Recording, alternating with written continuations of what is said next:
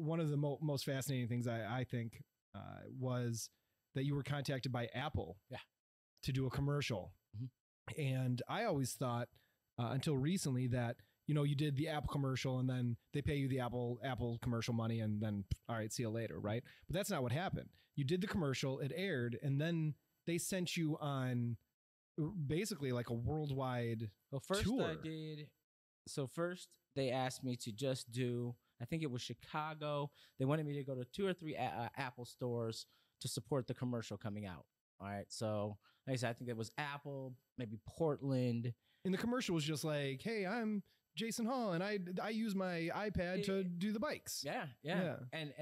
And I told them they struck gold because I really legitimately used all that stuff. So it wasn't contrived at all. But you were already buying in before they bought into you. I already had every Apple, all the Apple products. But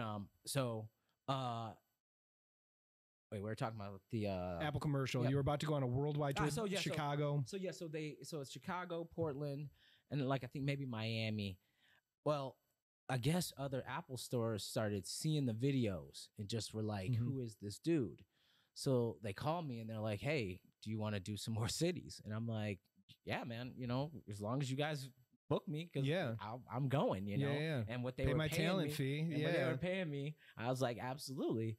So it was like Apple, your booking manager for all this? Okay. Yeah. So Apple's taking care of everything. They're literally just calling me and saying, are you available these dates?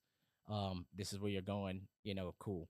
Well, then after I finished that, they called me and they said, hey, we have these things called Apple Distinguished Educator Conferences all over the world.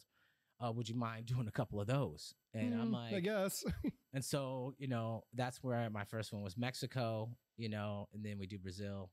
And it's like, you know, that's incredible. It's a pretty surreal time, you know, because I'm once again like, I'm just the dude who started Slow Roll. Yeah, because you're only like a year, 2, 3 years out of. Now that I think about it, might have even come a while after. Like there was a break.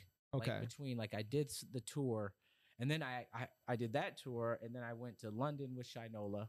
I mean, I went to London with Shinola. I went to Chicago and did some dates with Red Bull. At any time during this, because I'm sure you have people surrounding you, and you know, people that want to be your friends that aren't really your friends, and women and booze.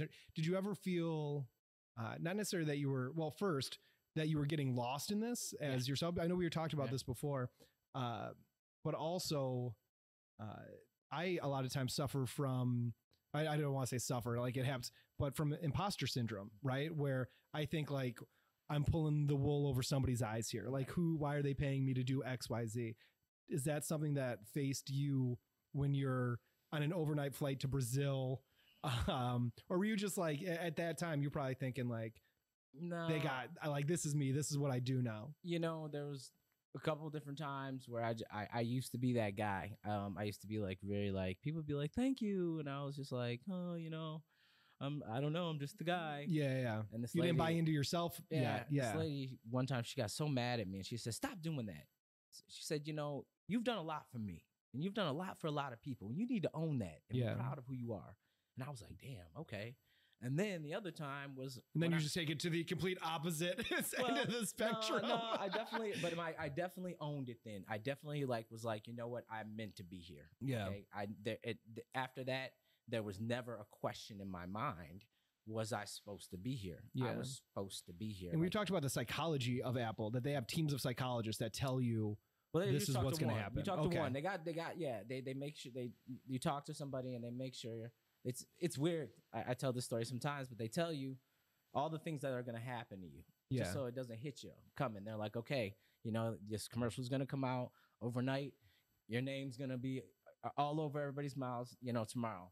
The next day, some girls that you've never seen before in your life are going to talk to you. Yeah. All your quote unquote friends are going to be closer to you, but really they're not your friends. Looking for money, looking for something. Yeah. Man. And everything they told me was absolutely true to the date. And then you kind of get lost in that. You know what I mean? I don't want to say believe your own hype, but like you start, this happened to me when I my previous career. It was like, I just got completely, I lost who Mike was. I lost who like the core of who I was as, you know, a man, as a person, was completely morphed into like, somebody that I didn't recognize. And when I was finally able to understand what I was acting like or projecting out into the world, it was like an eye-opening experience to say, like, that's not me. I need to recenter, bring it back to my my core, my medium. You know what I'm saying? So no, I was definitely that takes a big man to admit something like that too, Yeah, you're on the road, man.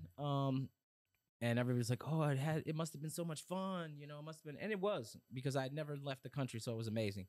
But at the same time, there's nothing fun about being on a plane for 9 hours, getting off that plane, getting on a bike, having dinner, and then riding, and then doing 15 out. Yeah.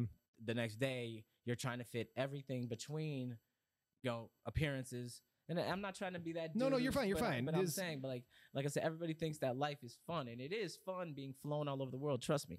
I'm not saying, but like, it's not what it's cut out to be. Yeah. No one lands and spends a week in, Mexico and then comes home. It's you land, here's the itinerary. Yeah. You're speaking at this university. So then now all of a sudden you're nauseous because you're speaking at a university. Yeah. And thousands of people. And you know what I said the first time I walked out in Mexico? I said, this is really mind blowing.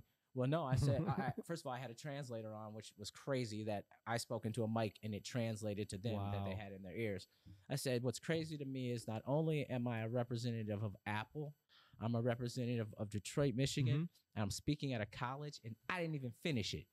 I didn't even finish college. I was like, this is crazy as shit right now.